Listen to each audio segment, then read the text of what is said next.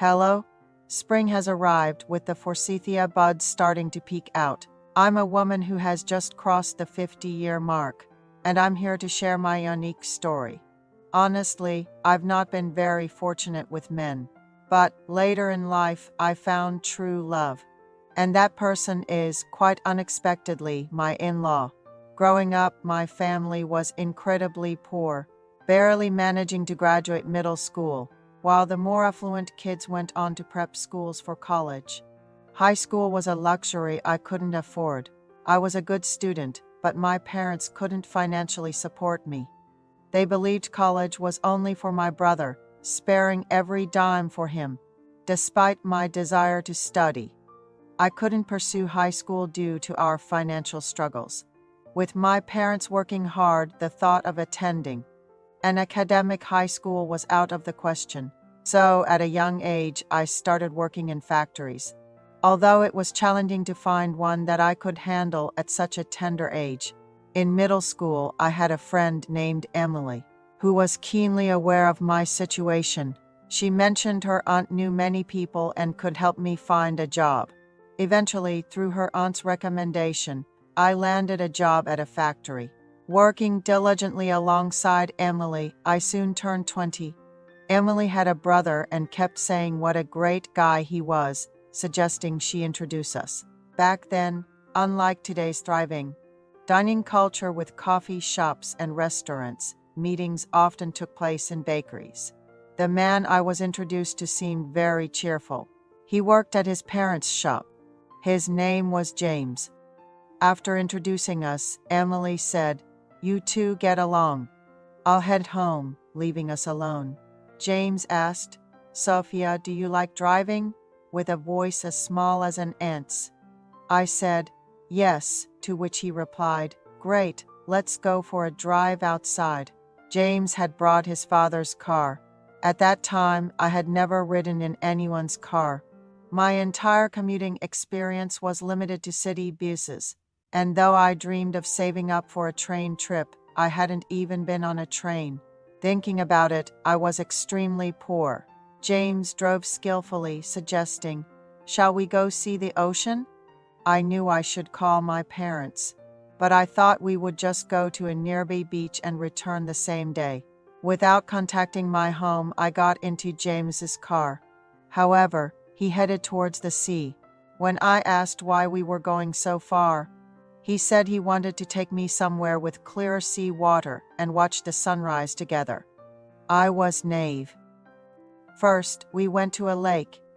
"Let's take a look at the lake," he said, and while holding my hand, he looked into my eyes and said, "Let's make this work." Do you understand what I mean? My heart started racing. After meeting up after a Saturday morning shift, and as evening approached, we arrived in Monterey, leaving me anxious about when I would get home. James said, "Don't look at me like I'm some kind of bad guy. We're starting to see each other from today on," to which I replied a bit shyly, "Actually, you seem really approachable, James. I think we'll get along well." As the day turned to night, my stomach grumbled loudly. We ended up having dinner at a nearby restaurant. When I mentioned it was time to head home, he said, "I'm too tired from driving, it'd be dangerous to go back now." Thinking of my strict parents, I wanted to call them, and he waited with me by the payphone. "Mom, I'm out with Emily, her brother and a friend. We're over at the East Coast. We'll stay the night and come back tomorrow." I lied, sensing my mom felt reassured knowing I was with Emily. It felt like the first time I ever lied to my parents.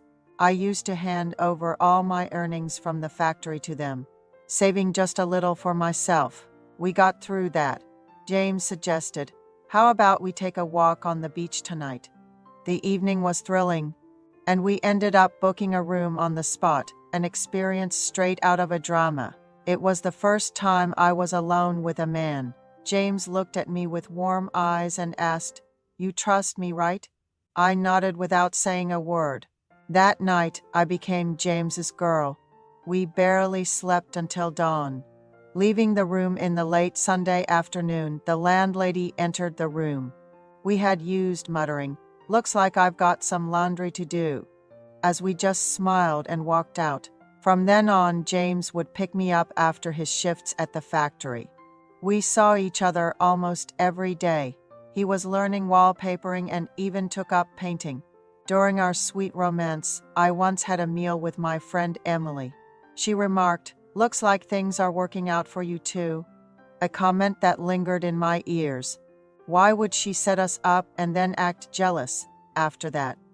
Emily started to intrude more on our dates, and they began sharing stories without me.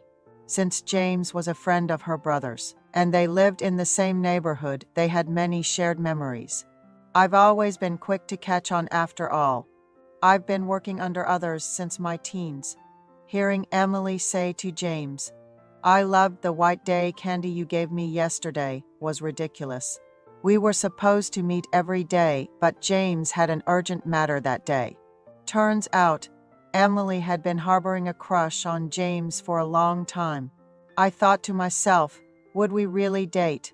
But when it turned out to be true, I guess she felt jealous. James then said, "Your gift is in the car," and gave me candy. When I told James, "If you're playing us both, let's end this right here," he and the other person just silently got into their car and left. I can't even begin to express how much I cried at home that day.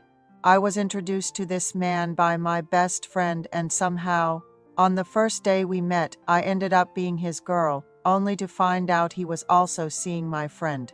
I felt so betrayed that I couldn't bring myself to go to work for several days. Then there was this sudden absence of what should have been a monthly occurrence. Waiting brought no news, so I visited the local clinic. The result was that I was pregnant. Seeing the vigorous heartbeat of the baby gave me a new sense of hope. I didn't reach out to James. I completely cut ties with Emily as well. With my parents' support, I raised my daughter. She was incredibly smart, perhaps inheriting it from me. She could do addition at a very young age, and if you taught her one thing, she'd learn 5. Eventually, I was introduced to a man by someone I knew. He was an older, wealthy man who had lost his wife. He felt for my situation and was eager to marry quickly, wanting to raise my daughter together. Fortunately, we got married before my daughter started elementary school, marking my first official marriage. His children were all settled and had been provided with enough to live comfortably. My daughter never missed being at the top of her class in school.